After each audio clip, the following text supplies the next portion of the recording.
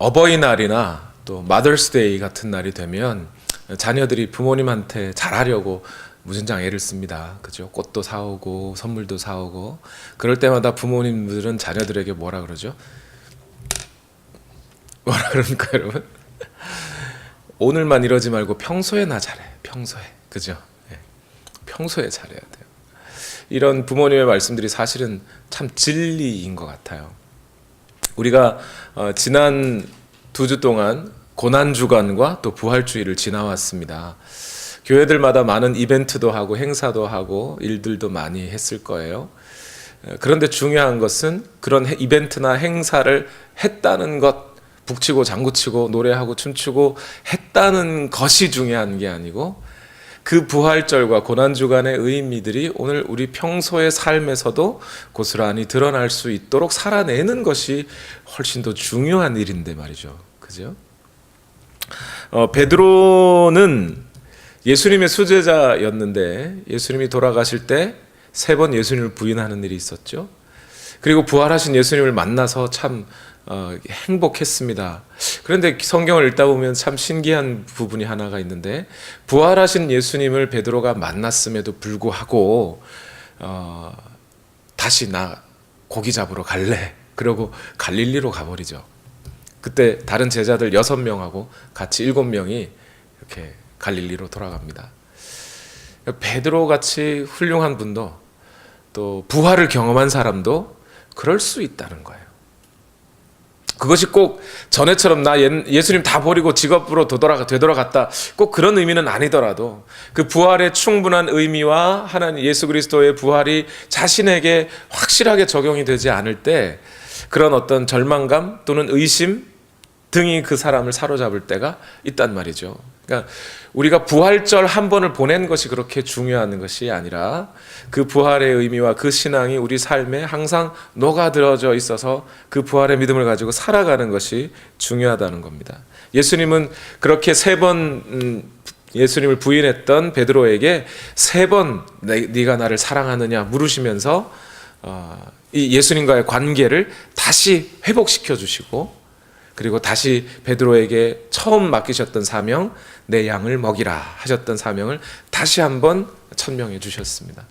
우리도 예수 그리스도의 부활의 사명을, 부활의 그 믿음을 잃지 말고 오늘 현실의 삶에서 예수 그리스도와 하나님과의 나와의 관계가 얼마나 바로 서 있는지 늘 점검하고 또 그렇게 우리에게 주어진 이 땅에서의 사명을 잊지 말고 그것을 충분하게 이렇게 성실하게 수행해 나가는 삶을 우리가 살아내야 할 줄로 믿습니다.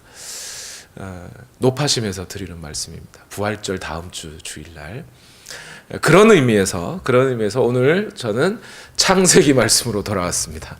다시 창세기. 오늘 함께 말씀을 나눌 본문은 창세기 8장인데요. 우리가 오늘 8장 전체를 읽지는 않았지만 설교는 8장 전체를 바탕으로 말씀을 나누겠습니다. 성경책 안에 여러 위대한 장들이 있어요. 예를 들면 히브리서 11장 같이 믿음에 관한 장이라든지 고린도전서 13장 같이 사랑에 관한 장이라든지 그런 여러 성경 중에 아주 위대한 장들이 있는데 그 중에서도 저는 가장 위대한 복음의 핵심 메시지를 철저하게 따르고 있으면서도 그걸 선명하게 우리에게 보여주는 구속의 역사를 보여주는 장이 바로 로마서 8장이라고 생각합니다. 창세기 8장 펴놓고 그죠. 그런데 이 로마서 8장을 읽다 보면 창세기 8장과 매우 흡사한 부분이 있음을 저는 발견을 했습니다. 로마서 8장은 성령께서 우리 안에 계심으로 말미암아 우리가 새로운 피조물로 지어져 가는 것, 그 구속의 역사가 온 우주 만물을 향해서 열려져서 그들에게도 구속의 역사가 임하게 되는 것에 대한 말씀이었어요.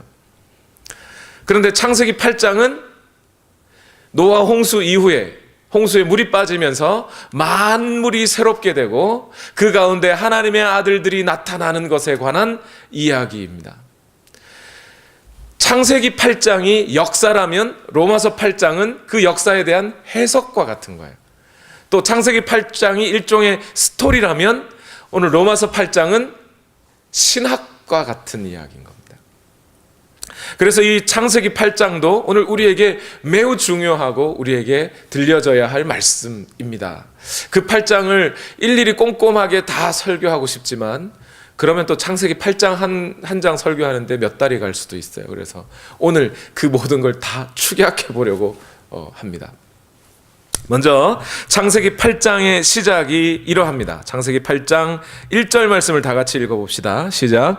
그때에 하나님이 노아와 방주에 함께 있는 모든 들짐승과 집짐승을 돌아보실 생각을 하시고, 하나님이 노아와 그 동물들을 돌아보셨다, 생각하셨다. 영어로는 remember 돼 있어요. 기억하셨다 이래요.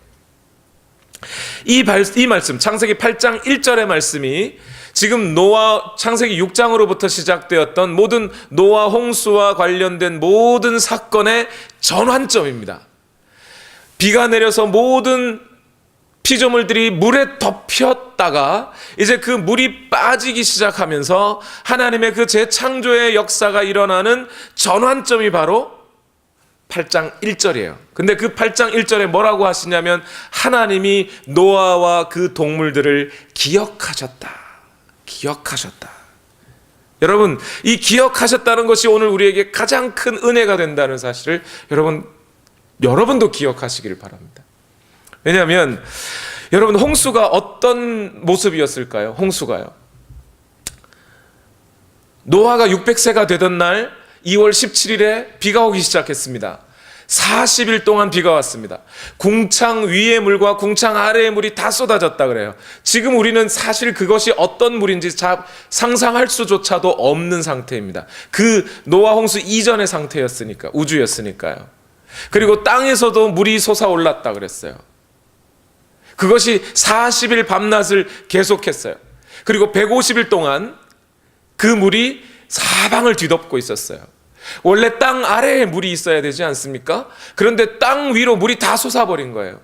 그래서 창세기 기사에는 가장 높은 산 봉우리보다 15자나 더 높이 물이 솟았다 그랬어요. 하늘이 어두워서 내내 비만 내렸을 겁니다. 이게 지금 어떤 상태예요? 이게 마치 창세기 1장 2절에 뭐라 그러죠? 땅이 혼돈하고 공허하며 어둠이 깊음 위에 있었더라. 이때의 상황과 똑같죠. 땅과 물이 뒤섞이고 심판과 저주가 땅을 뒤덮어버린 혼돈과 공허와 어둠의 상태, 그 상태 가운데 방주 하나 딱 띄워져 있는 그것이 바로 홍수였단 말이에요. 한두 달 정도가 아니라 150일 동안 물이 땅을 덮고 있었대요. 거의 5달 동안, 5개월. 노아의 심정이 어땠을까요? 찰스 스펄전이라고 하는 목사님이 있는데 그 목사님이 자신의 사역 최정점기에 있을 때 그때 이런 얘기를 했대요. 하나님 이렇게 저를 쓰시다가 저 지옥 보내시는 거 아니죠? 저 버리시는 거 아니죠? 자신의 사역의 최정점에 있을 때에도 혹시 하나님 나를 버리시면 어떡하나 하는 그런 어떤 두려움과 알 수 없는 외로움이 가끔씩 그를 짓눌렀던 거죠. 그런데 그때도 그러한데 물이 그냥 한두 달 있다가 없어진 게 아니라 5개월 동안 그냥 물밖에 없는 모든 혼돈과 공허 속에, 그리고 그 방주의 어둠 속에 갇혀있던 노아의 마음이 어떻겠습니까? 하나님 여기서 나를 버리시는 겁니까? 나를 여기서 죽이시는 겁니까? 하는 두려움이나 외로움이나 그런 생각이 들지 않을까요? 여러분, 저와 여러분이 쉽게 인생을 살다가 고난 조금만 닥쳐도 그런 생각할 때가 있잖아요. 하나님 왜 내게 이런 고난을 주셔서 나를 이렇게 힘들게 하십니까? 악인들은 잘 되는데 왜 이렇게 나처럼 선한 사람은, 꼭 저 사람처럼 선하지는 않아요. 나처럼 선한 사람, 나처럼 선한 사람은 이렇게 고난을 받아야 합니까? 이러면서 하나님 나를 버리셨습니까? 왜 나를 돕지 않으십니까? 이런 생각할 때가 있잖아요. 근데 성경을 찾아보면 시편 기자도 그런 얘기를 해요. 주님, 어찌하여 주님께서는 그리도 멀리 계십니까? 어찌하여 우리가 고난을 받을 때에 숨어 계십니까? 이래요. 고난을 받으실 때 주님 나와 함께 계시군요가 아니라 내가 고난을 받을 때는 마치 하나님이 숨어 계신 것처럼, 마치 내가 하나님으로부터 버려진 것처럼 여겨질 때가 있더라는 거죠. 방주 안에 있으면서도 말이죠. 예수님도 사실은 십자가에 달려셨을 때 이런 얘기를 하신 적이 있네요. 엘리 엘리 라마 사박다니, 나의 하나님 어찌하여 나를 버리셨나이까, 이래요. 이게 나쁘다는 게 아니라 우리 그리스도인의 삶에, 사실 우리 그리스도인의 삶이란 이 세상과 함께 살 수 없는 사람들 아닙니까? 그러다 보니 이 세상의 악한 사람들은 잘 되는데 성실하게 예수님을 잘 믿고 그 하나님 앞에 의를 지키려고 애쓰는 어떤 사람들이 때로 고난과 알 수 없는 고통 속에 괴로워할 때가 있단 말이죠. 그리고 그러한 사람들의 마음속에는 하나님도 나를 버리신 것 같은 생각이 들 때가 있더라는 겁니다. 그리스도인들에게 이런 삶은 때로 항상 찾아올 수 있는 경험들이기도 합니다. 그런데 오늘 본문은 그 하나님께서 구원의 시작을 하셨다고 하면서 그 시작 가운데 이런 얘기를 하는 거죠. 하나님이 노아를 기억하셨다. 하나님이 그 동물들을 기억하셨다. 하나님이 나를 버리셨나 할 바로 그때에 하나님이 그들을 기억하셨다라고 이야기하는 거예요.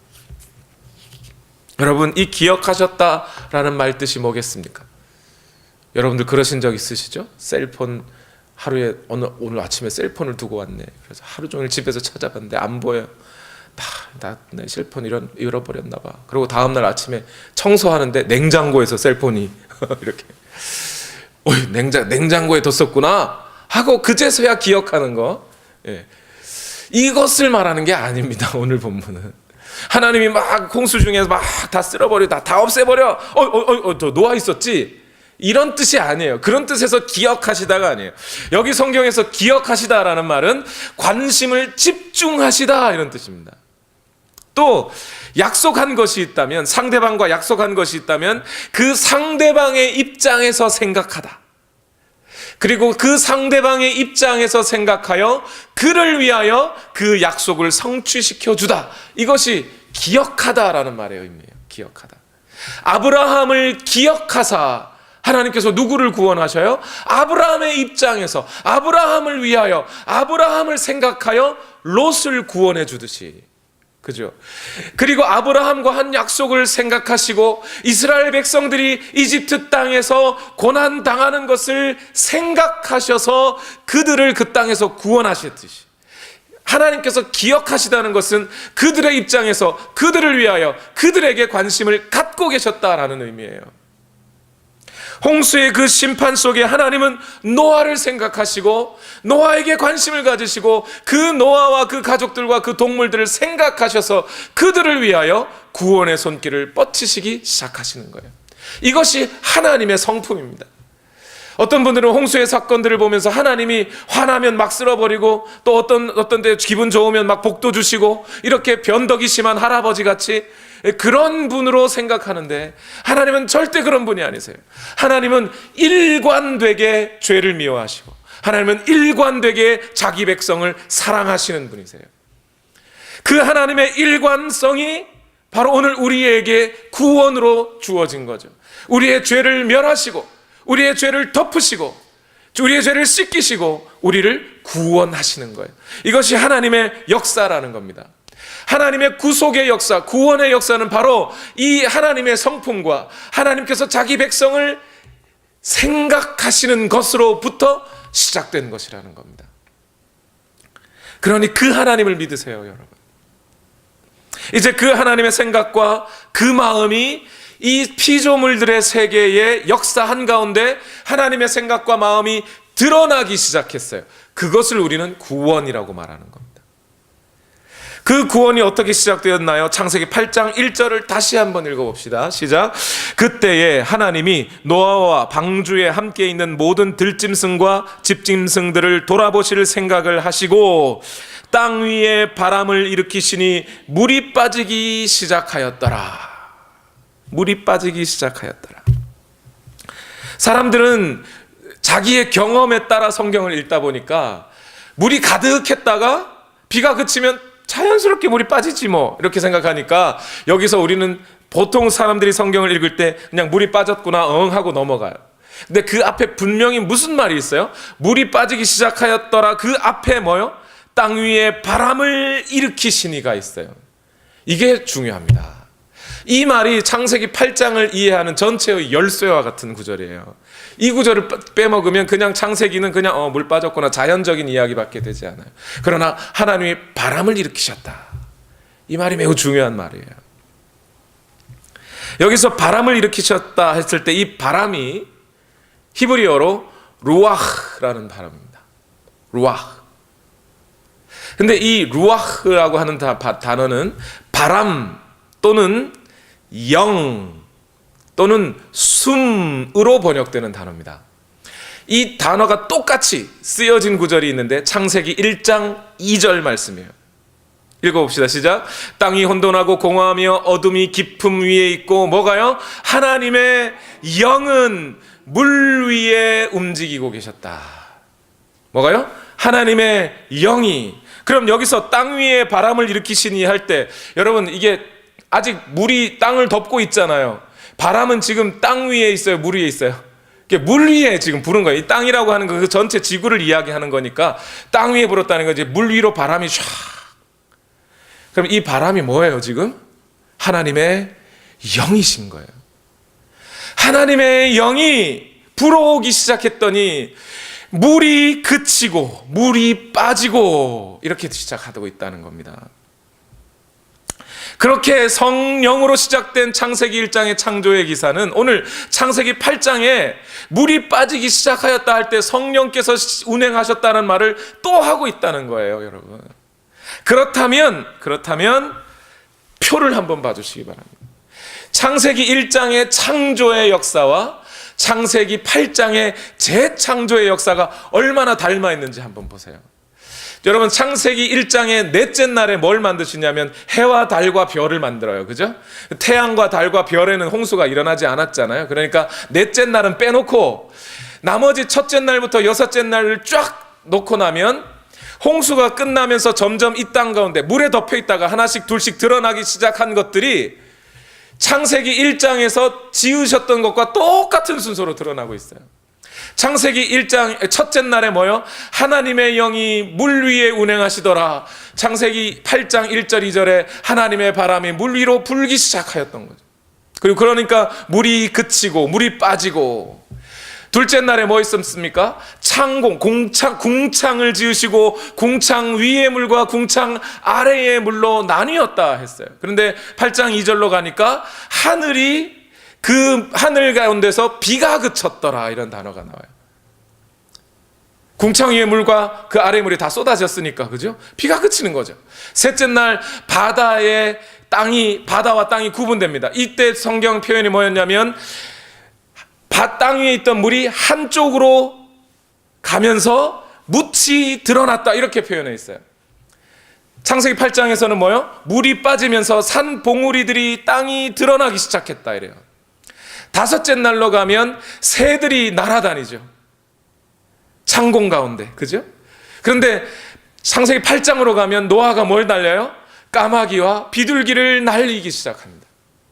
그 창공 가운데 새들이 먼저 나와요. 그 다음에 여섯째 날에 집짐승, 들짐승, 길짐승들이 땅을 채우기 시작하는데 창세기 8장 19절 나가면 그 집짐승, 들짐승, 길짐승들이 배에서 내려와 땅을 채우기 시작합니다.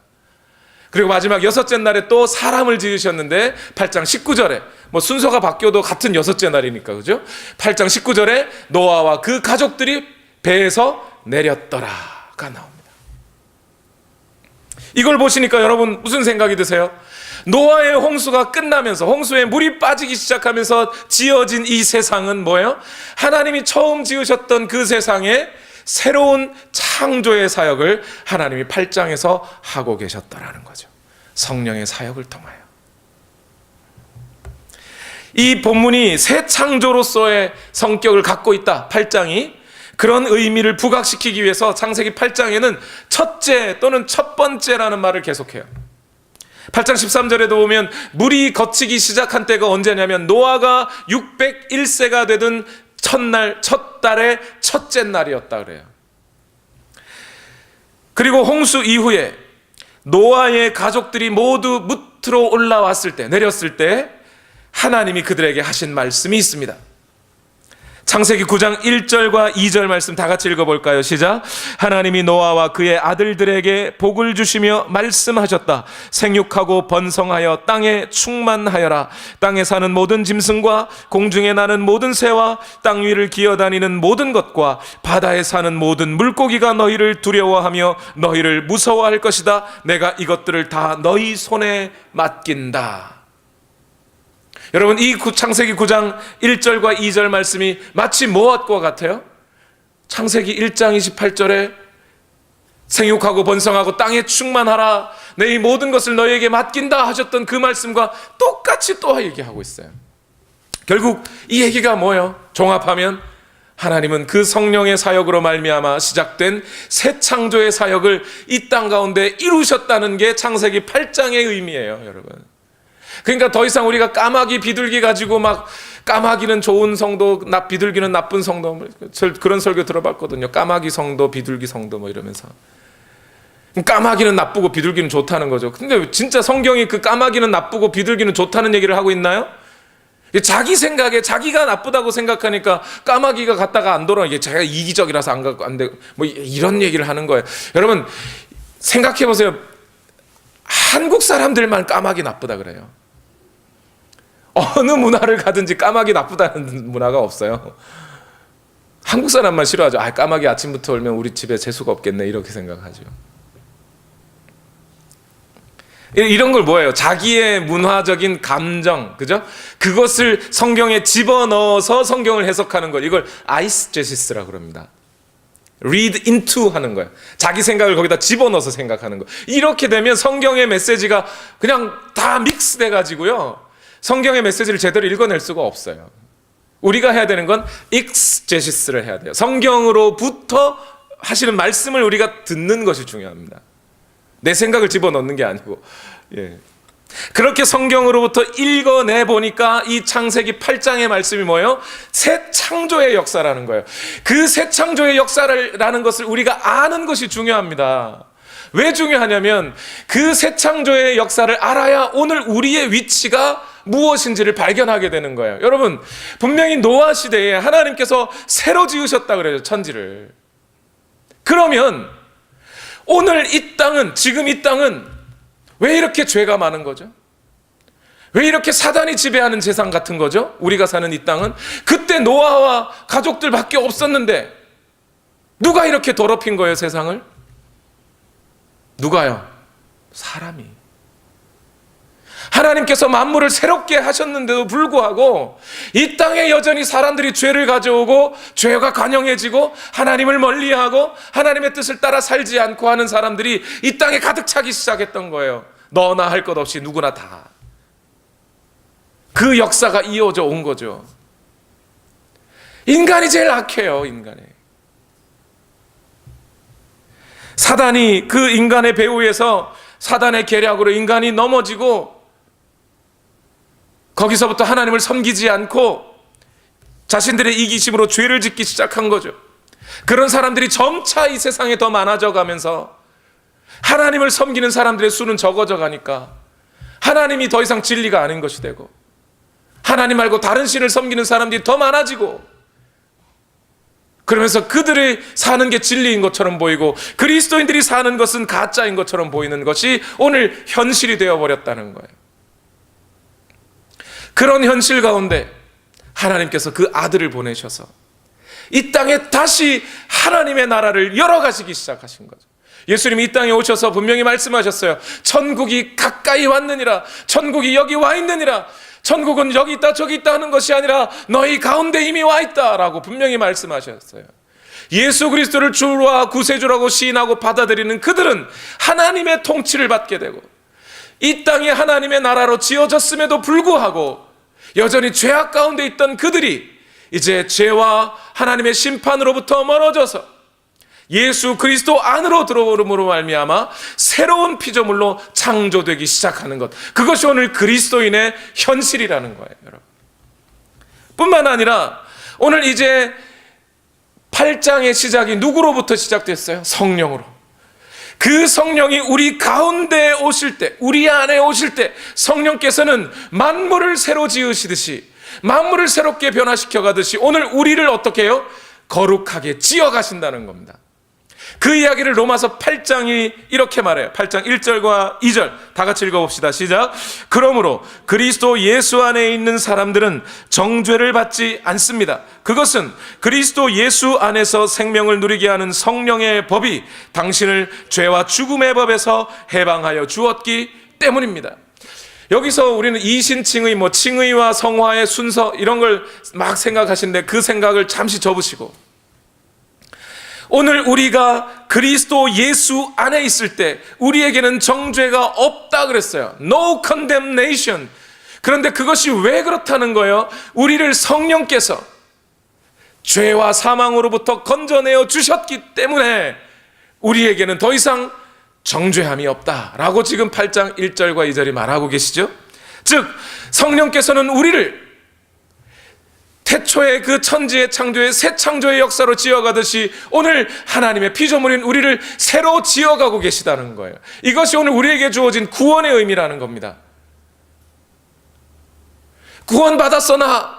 그러니까 나 이제 천국 가서 잘 살고 잘 먹고 좋은 집에서 호의호식하며 살겠군, 이 아니라 천국 가셔야죠. 물론 지옥 가면 안 되죠. 그런데 오늘 성경이 더 분명하게 말하고 있는 오늘 우리에게 주어진 구원의 의미란 주의 성령께서 우리를 새롭게 하고 계시다는 것, 새로운 피조물로 만들어내고 계시다는 것, 이것이 오늘 우리에게 주어진 구원의 삶의 의미라는 겁니다.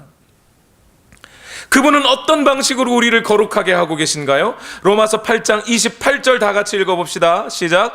하나님을 사랑하는 사람들, 곧 하나님의 뜻대로 부르심을 받은 사람들에게는 모든 일이 서로 협력해서 선을 이룬다는 것을 우리는 압니다. 성령께서 우리 안에 오셨을 때, 그리고 우리를 지어가실 때 우리 주변에 일어나는 모든 일들이 결국 우리를 어디로 끌고 간다고요? 선으로 끌고 간다고요. 이 선이 뭐예요? 선? 창세기의 말씀 그대로 하면 하나님 보시기에 좋았더라, 좋았더라, 토브, 이 말이 선이라는 말이에요. 여러분, 하나님이 보시기에 좋았던 상태, 그러나 그 좋았던 상태를 아담과 하와 이후 다 잃어버렸어요, 사람이. 그런데 이제 오늘 성령께서 우리 안에 오셔서 우리를 새롭게 변화시켜 가는데, 우리 주변에 일어나는 모든 환경과 어려움과 만나는 사람들과 그 모든 일들이 결과적으로는 우리를 어느 상태로요? 하나님이 처음 인간을 지으시고 보시기에 심히 좋았다라고 하셨던 그 선의 상태로 우리를 끌고 가시더라, 변화시켜 가시더라. 이것이 우리를 거룩해 하시는, 우리를 구원하시는 하나님의 역사라는 겁니다. 여러분의 삶 가운데 일어나는 수많은 고통과 고난과 관계의 문제들, 이 모든 것들이 결국 다 뭐라는 거예요? 그것들이 다 재료가 되어서 나를 어디로요? 하나님의 거룩하신 모양으로 나를 끌고 가시는 거라는 겁니다. 그러니 우리 인생에 대해서, 우리가 겪는 고난에 대해서 한탄 그만하시고, 신세 타령 이제 그만하시고, 그죠? 하나님 왜 남들은 다 저렇게 돈도 많은데 나는 왜 이렇게 가난하게 하셨나? 남들은 저렇게 다 좋은 사람들 만나가지고 잘 사는데 내 주변은 왜 이렇게 다 내가 먹여 살릴 사람들밖에 없나요? 이런 신세 한탄 이제 좀 그만하시고, 그것을 통하여 하나님은 우리를 원래 하나님의 목적에 맞게 지으셨던 그 흠없고 티 없는 우리의 그 선한 모습으로 우리를 지어가신다는 겁니다. 새롭게 지어가신다. 그것이 성령의 역사예요, 여러분.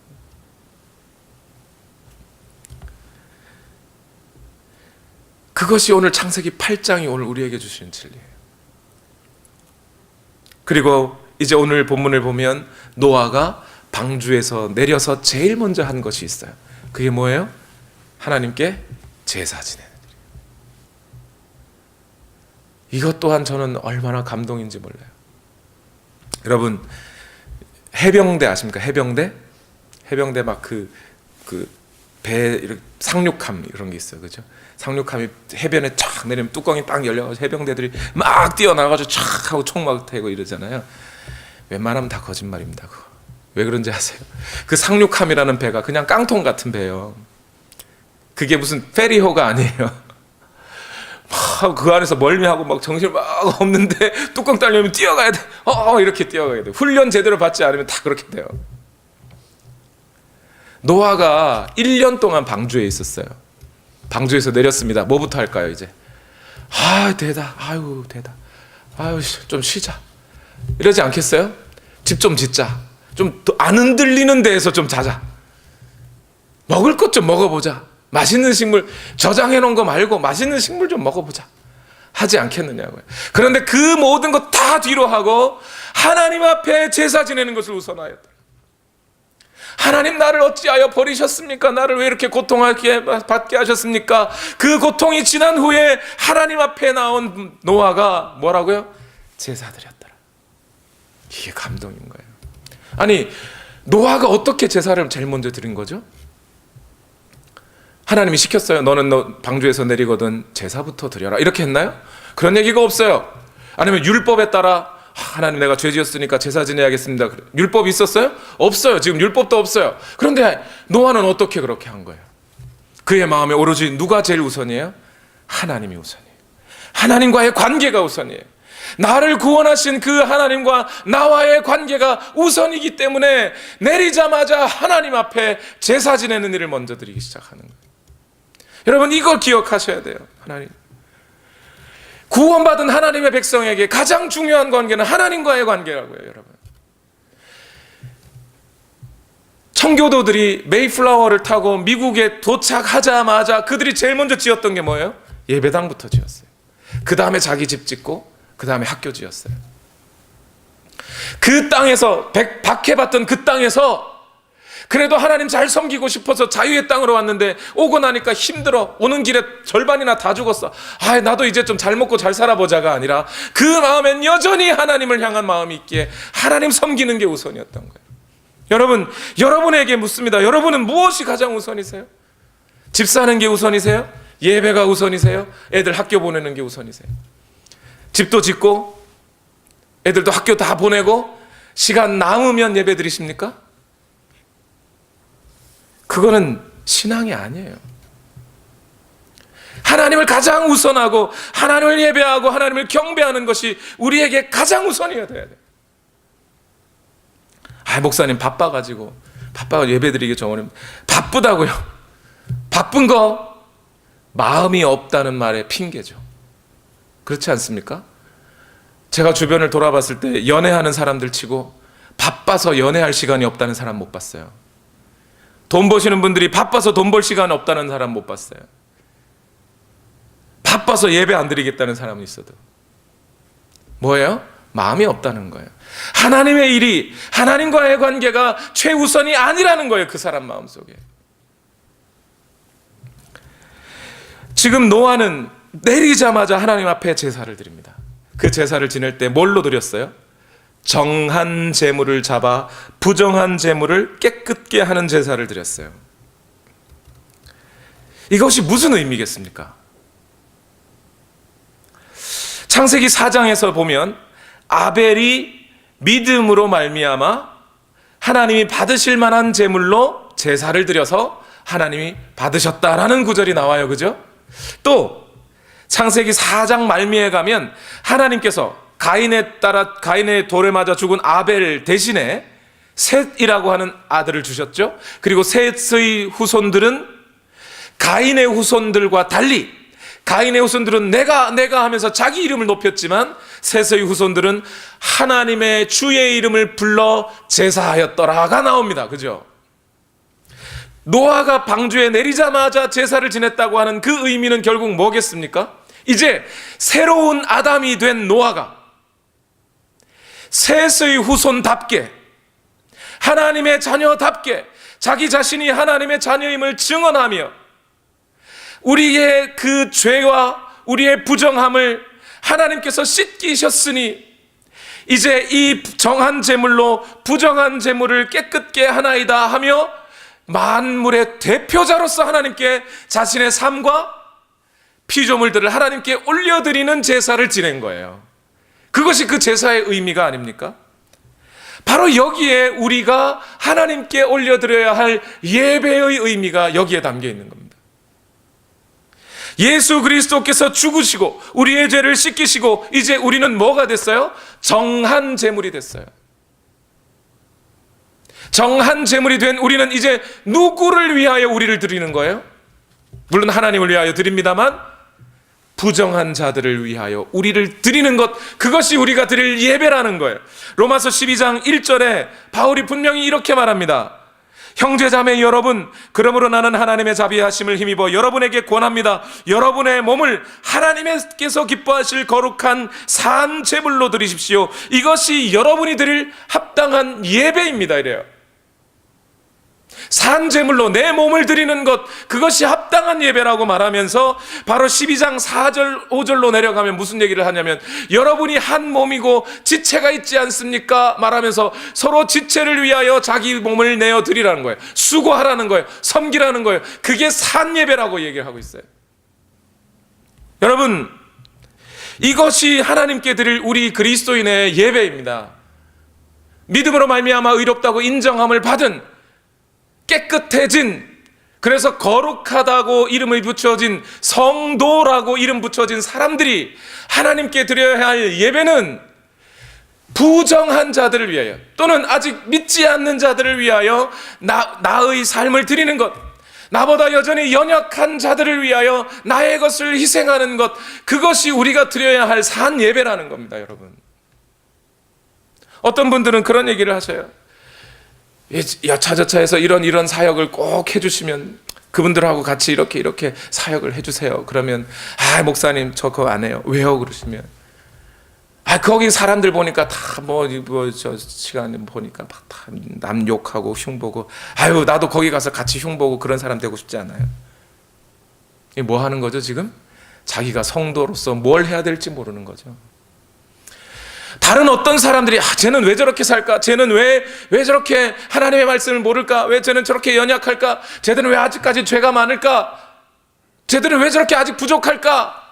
라고 할 때 그 사람들을 흉보고 낮게 보라고 우리를 깨끗한 게 아니라, 나도 저들과 똑같은 자였는데 나를 이렇게 깨끗하게 하셨으니 이제 나도 저들을 위하여 빚진 자처럼 살아야지.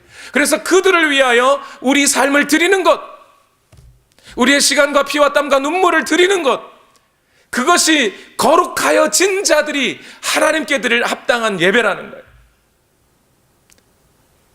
그래서 우리 청소년들한테 부탁하는 거예요. 저는 교회 와서 친구들끼리 시기하고 질투하고 험담하고 흔히 말하는 뒷담화 이런 거 하지 말라는 거예요.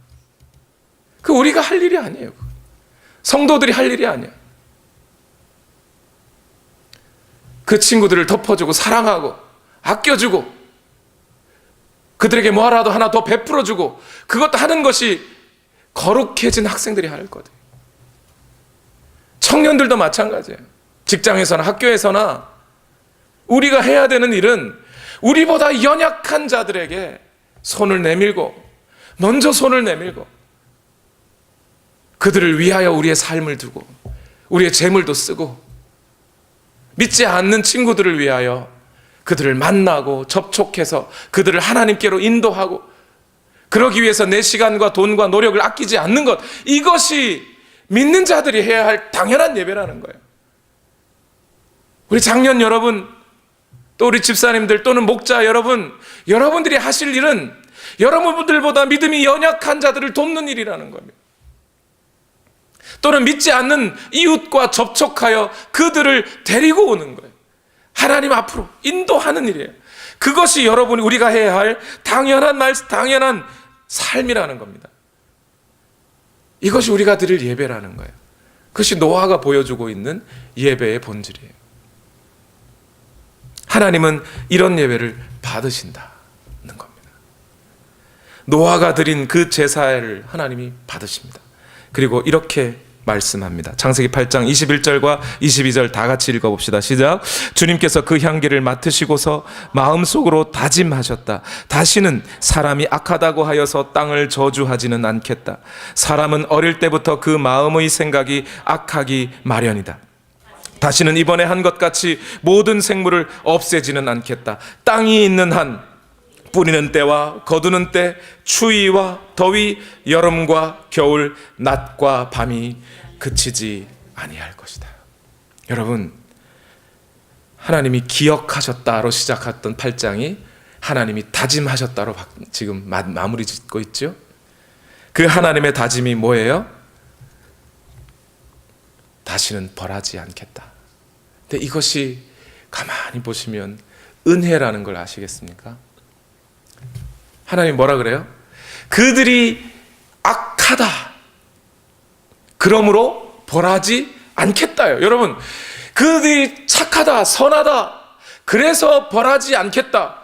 그럼 당연한 거죠. 그런데 그들이 악하다는 걸 아신다는 거예요. 하나님이 악하지 않아서가 아니라 그들이 악하다, 아니 악하기 때문에 나는 그들을 벌하지 않겠다. 은혜죠. 은혜. 이해할 수 없는 은혜죠. 그런데 우리는 이 하나님의 은혜를 창세기 앞에서도 벌써 2번이나 봤어요.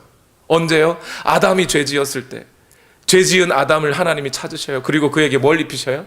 부끄럽지 말라고 가죽옷을 입혀주셔요. 그게 은혜 아닙니까? 그것이 곧 메시아에 대한 약속이니까. 또 가인이 범죄하였을 때 하나님이 뭐라 그래요? 가인이 하나님, 사람들이 날 죽이고 보복하면 어떡하죠? 아니, 그러지 않을 것이다. 너에게 표식을 해주겠다. 그걸 보고 사람들이 너를 죽이지 않을 것이다. 그것이 하나님의 은혜잖아요. 우리 하나님 이런 분이세요. 악하다고 무조건 죽이지 않겠다는 거예요. 은혜를 베풀겠다. 그리고 그 하나님의 은혜가 어떻게 증명이 돼요? 물로 심판하지 않겠다는 그 하나님의 은혜가 여기 무엇으로 증명된다고요? 뿌리는 때, 거두는 때, 추위와 더위, 여름과 겨울, 낮과 밤이 그치지 않을 것이다. 다시는 그 일들이 그치지 않도록 할 것이다. 여러분, 우리는 때로 낮과 밤과 더위와 추위가 오면 뭐 하죠? 불평을 해요. 왜 이렇게 추워? 더운 날은 왜 이렇게 더워? 이렇게. 근데 하나님은 그 추운 날과 더운 날, 여름과 겨울을, 낮과 밤을 우리에게 주셨어요. 뭘 생각하라는 거예요? 내가 너희를 다 쓸어버리지 않겠다는 것을 기억하라는 거예요. 하나님의 은혜를 기억하라는 거예요. 우리는 밤낮을 봤을 때 하늘의 해와 낮의 해와 밤의 달도 우리를 상하지 않을 것이다 라고 하신 그 말씀을 통하여 오늘 우리가 기억해야 되는 것은, 내가 비록 악하나 하나님이 지금도 은혜를 베풀고 계시구나, 나를 멸하지 않고 계시구나. 그 은혜를 기억하여 살 때 우리의 하루하루의 삶이 기쁜 거죠. 불평과 불만이 쑥 들어가고, 감사합니다, 내가 죽지 않으니, 하나님 앞에서 멸망당하지 않았으니 감사합니다. 오늘 이 창세기 8장의 말씀을 따라 오늘 우리에게 주의 성령이 찾아오셔서 우리를 새롭게 하시고 우리를 새로운 피조물로 바꾸어 가시는 그 하나님의 구속의 역사, 새로운 창조의 역사가 오늘 지금도 우리 가운데 계속되고 있음을 믿으시고, 밤과 낮, 여름과 겨울, 그 계절의 변화들을 보면서 여전히 하나님께서 우리에게 은혜 베푸시고 있는 이때를 알고 하나님을 최우선으로 삼아 하나님과의 관계가 나의 무엇보다 중요하다는 것을 깨닫고 그 하나님 앞에 기쁨으로 나아가시는 여러분 되시길 예수님 이름으로 축원합니다. 우리 이 시간 다 같이 함께 기도하겠습니다. 기도하실 때에 살아계신 하나님, 오늘도 주의 성령이 우리와 함께 하심으로 밤이나 낮이나 봄철이나 겨울이나 언제나 우리가 감사함과 기쁨으로 이 날을 살아가게 하시고, 지금도 우리를 새롭게 변화시키는 그 성령의 역사 속에 오늘도 주님 그 말씀을 쫓아 살아가게 하여 주옵소서. 우리 시간 다 같이 함께 기도하겠습니다. 살아계신 하나님, 오늘도 역사하여 주시니 감사합니다. 오늘도 우리에게 허락하신 그 사랑을 기억하며 예수 그리스도 닮은 삶을 오늘도 살아갈 수 있기를 원합니다. 주여 역사하여 주시옵소서. 하나님의 은혜로 채워 주시옵소서. 아버지 인도하여 주시기를 원합니다. 하나님 오늘도 우리를 붙들어 주시옵소서.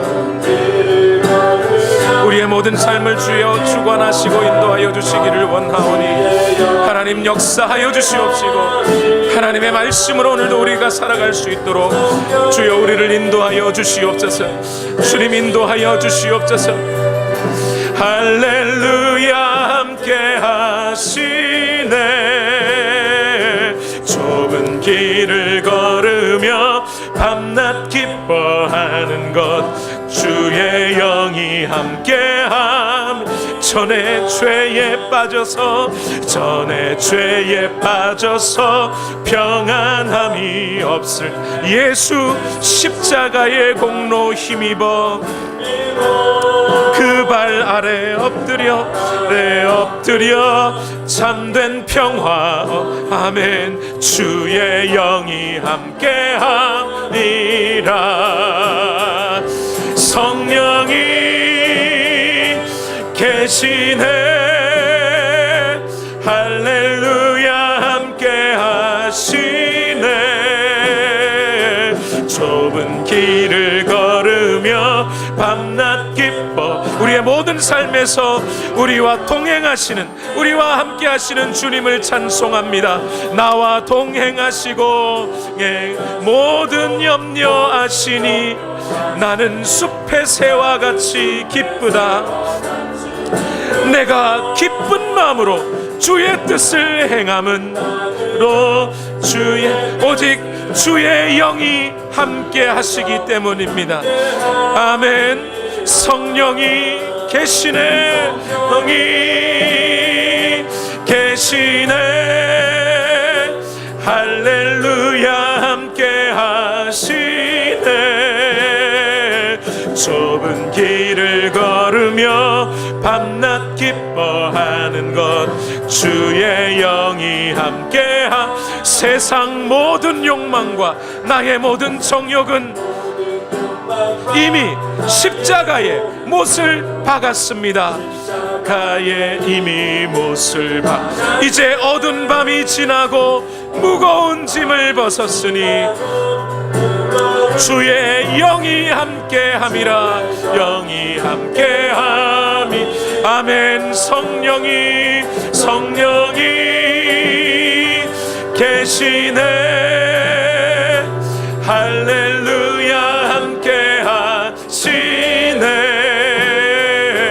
좁은 길을 걸으며 밤낮 기뻐하는 것 주의 영이 함께. 성령이 계시네. 성령이 계시네. 할렐루야 함께 하시네.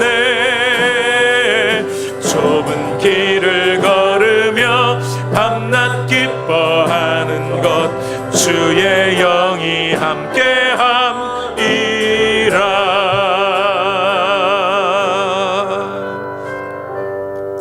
살아계신 하나님, 우리를 인도하시고 하나님의 사랑으로 우리를 붙드시고 주의 성령을 우리에게 부으시며 그리하여 오늘 우리가 하나님이 원하시는 그 새로운 창조의 모습대로 지어져 가게 하심을, 다시 지어져 가게 하심을 감사합니다.